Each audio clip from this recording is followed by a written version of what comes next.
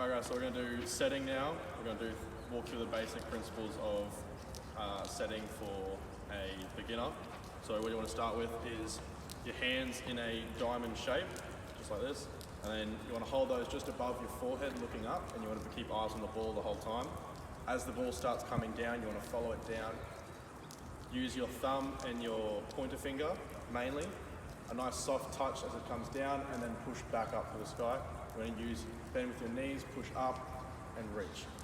And a drill we use is we're going to start with the ball, and you're just going to be setting to yourself, just straight up and down. So do that. Using your full body, nice soft touch. Don't use your palms. Alright, so now we're going to do a bit more of an advanced drill. So you're going to do 3 sets to yourself, and then on the third you're going to pass over to your partner. So we'll start. 1, 2, 3 to your partner. 1, 2, 3 and back. We can use that and that'll work on passing in game and your basic techniques. Some key coaching for beginner, intermediate and advanced volleyball players. As a beginner, you can see in the video clip. Intermediate. Some key coaching points can be 3 sets to yourself, then passing to your partner, focusing on your partner, getting a good pass, and receiving it in a good position to set up another player. Some key coaching points for an advanced player is a back set. Setting behind your head towards a player ready to spike it. This is useful as it can fool other defenses and score your team points. An analysis of the coaching performance compared to literature showed that, according to the literature, the coach should have focused more on fundamentals. Furthermore to this, taught only part of the skill, rather than the whole skill at once. This allows for a more in-depth understanding of the skill. Some of the coach's strengths during this drill was that they were clear and direct with their instructions. They kept it simple for beginners and kept the goals achievable. Some of the weaknesses of the coaching was that he needed to focus on the why. Why were the beginners learning this skill, and why is it useful/necessary to them?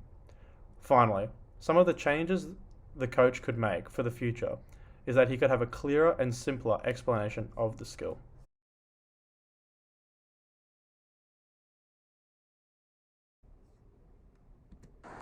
Okay, so the first drill that we're going to do is digging. So to start with, I want you to put both hands one on top of the other and then thumbs touching. Now the key with digging is to make sure that you've got your arms nice and straight. We don't want anything bent trying to go through the ball. Now with our feet standing apart, you're going to then bend down and you're trying to dig with the knees. Okay, so they're those main points again. One hand on top of the other, thumbs together, elbow straight, and when the ball's coming in, trying to use your knees to come up rather than just your arms. All right, now we're going to demonstrate it with the ball. So just trying to keep the ball up on your own. We're just going to start up and then try and pick it up. Nice. Okay, so the first drill that we're going to do is digging. So to start with, so another drill that we can do is a more stationary one where we're really focusing on that knee coming up to the emphasis. So I'm just going to throw under the ball here. He's just going to dig it straight back. And this is really good for a beginner because there's not a lot going on. It's just one simple movement, practicing the skill repeatedly. As is illustrated in the video, the volleyball skill of digging has some major components that can be broken down for a beginner. Once they have achieved the basic setup, they can begin practicing connecting the ball in their forearms and attempting to deliver a high ball. As players begin to develop this skill, they begin to perform it with faster balls coming from a spike, so it begins to incorporate more muscle memory and reaction rather than taking their time to set up the correct position. During the coach's teaching of the dig, the coach could have demonstrated the drill first so that the participant could watch as a beginner, and then they could have reversed the roles so that then the coach is watching and making corrections while they are performing the dig. After they've performed the dig, there was no feedback given, so therefore no improvements or changes could be made to the person's technique, and they're likely to just continue doing negative habits. In the second drill, when the coach is throwing the ball to the participant, they could have done it from the other side of the net, That way that participant is getting used to following the ball over the net and then anticipating and better anticipating for game situations.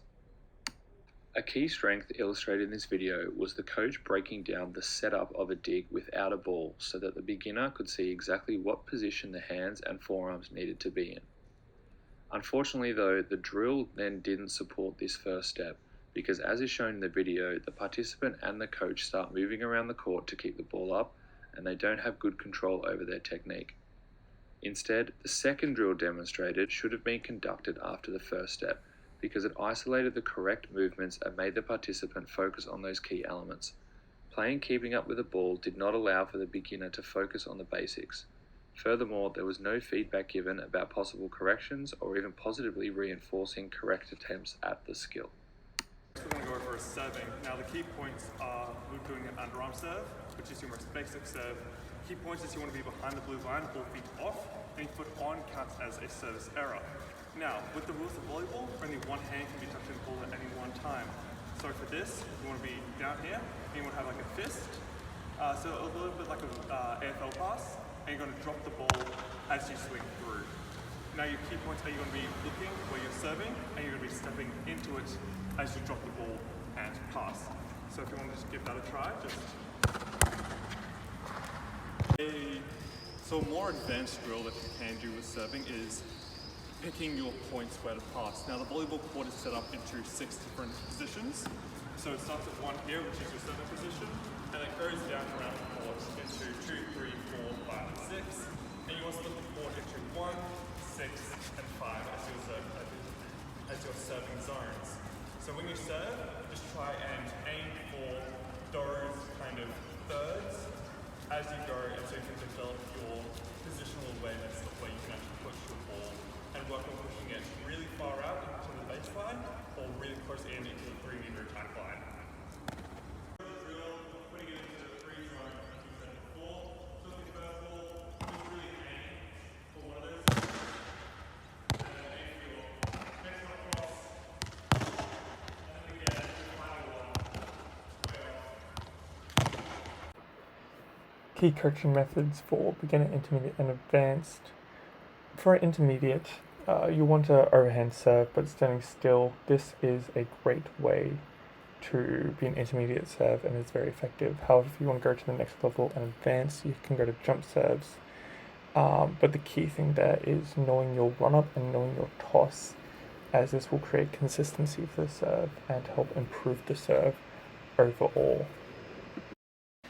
Now, compared to literature, we should really inform a reason as to why we are serving. And the thing is, it is to start the game. And if you don't make the serve, you will fail the point immediately. So it is a very vital part of the game. Ways to improve the teaching method, though, is increasing the game sense approach and creating games based around serving that help the player learn, but also include fun and activities that help them keep them engaged. So next we're going to go into the final and almost most important part of volleyball, which is attacking, also known as spiking. Now this is an overarm attack, so generally it comes after a set and the ball will come in, and for a basic spike you just want to be here and you're going to be contacting the ball at your highest points, almost rolling it over the net into the enemy's court. This creates power and tap and a faster ball over rather than giving them an easy ball to pass up. So the key points after this is your arm back, your non-dominant hand in front of you, and when the ball comes in, you're going to step in and follow through, twisting your body at the same point, creating that rotational inertia that will help contact that ball. When you're contacting the ball with your hands, you're going to be contacting it flat on the face, rolled palm, and you're going to be rolling your palm over, creating a top spin effect as you go over. Now, one key drill that's really good for this is creating a V, which creates 2 hitting lines, which is your straight or line hitting, and then your cross court hitting, which is good because when your blockers go up, they'll either block line, which is that one, or cross, so this gives you 2 big options for where you're going to score the most points.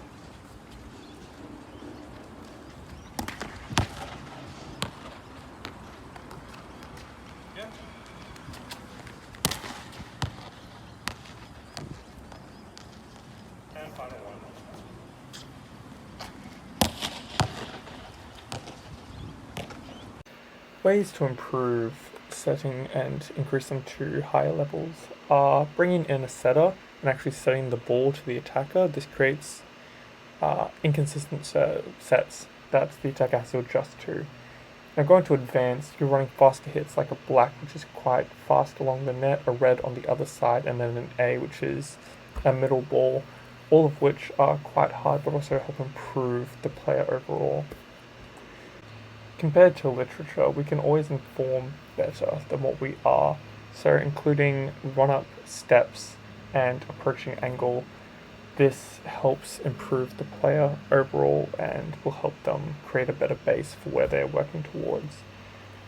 We can also include more drills to help with the manipulation of hitting the ball and creating those angles, hitting them either straight or cross court, which will help improve the player.